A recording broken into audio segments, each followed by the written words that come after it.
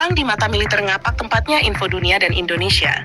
Dan yang panas-panas tentang militer. Seruput kopi dulu lur. Lur, beberapa waktu terakhir media sosial diramaikan dengan beredarnya video yang diklaim memperlihatkan kendaraan peluncur rudal balistik taktis Khan milik Indonesia sedang bergerak di jalan.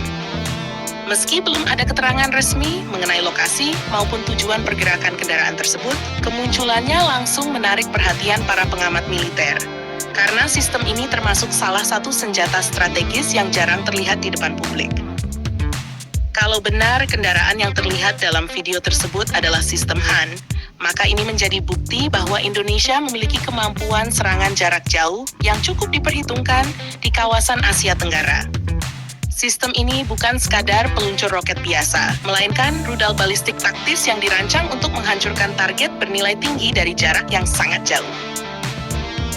Khan sendiri merupakan rudal balistik taktis buatan Roketsan Turki. Rudal ini dikembangkan dari pengalaman Turki dalam membangun berbagai sistem roket dan rudal modern. Khan memiliki jangkauan sekitar 280 km dengan kemampuan membawa hulu ledak berdaya ledak tinggi untuk menghancurkan sasaran strategis. Yang membuat sistem ini menarik adalah tingkat akurasinya.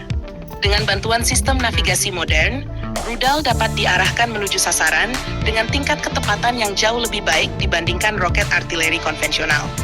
Artinya, target seperti pusat komando, gudang amunisi, radar pangkalan militer, hingga fasilitas logistik dapat diserang secara presisi. Bagi Indonesia, kehadiran rudal Khan memiliki arti yang cukup penting.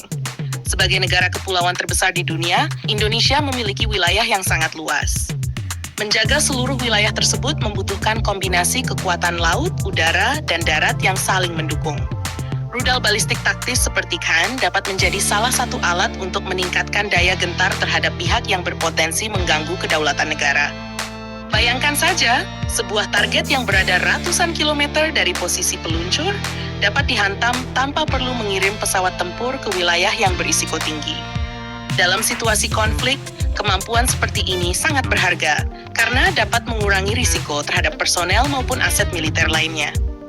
Selain itu, sistem Khan juga memiliki mobilitas yang tinggi.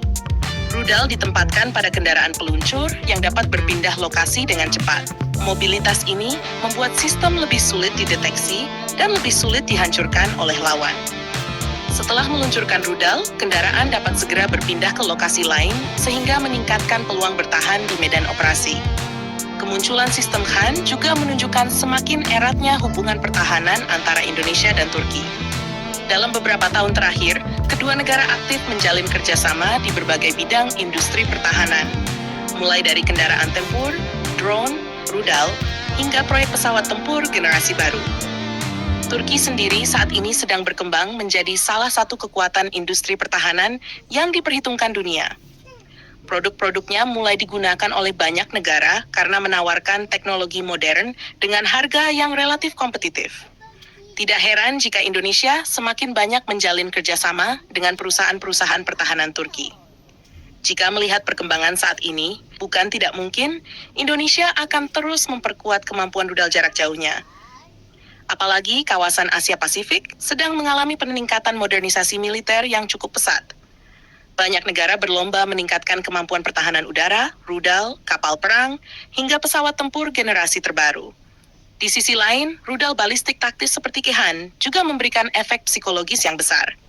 Negara lain akan berpikir dua kali sebelum melakukan tindakan yang dapat mengancam kepentingan Indonesia. Inilah yang disebut sebagai daya gentar atau deterrence, yaitu kemampuan untuk mencegah konflik melalui kekuatan yang dimiliki. Karena itu, kemunculan yang diduga sebagai peluncur Khan dalam video yang beredar menjadi perhatian besar bagi para pengamat militer. Bukan hanya karena sistem ini canggih, tetapi juga karena menunjukkan bahwa Indonesia terus memperkuat kemampuan pertahanannya dengan teknologi modern. Kedepan, tentu menarik untuk melihat apakah Indonesia akan menambah jumlah rudal Khan, meningkatkan kemampuan rudal lainnya, atau bahkan mengembangkan sistem serupa melalui kerjasama industri pertahanan dalam negeri. Yang jelas, keberadaan rudal balistik taktis seperti Khan menjadi salah satu elemen penting dalam memperkuat kemampuan tempur dan daya gentar Indonesia di kawasan. Bagaimana menurut kalian, Lur? Apakah Indonesia perlu menambah lebih banyak rudal balistik taktis untuk memperkuat pertahanan nasional? Jangan lupa subscribe, like,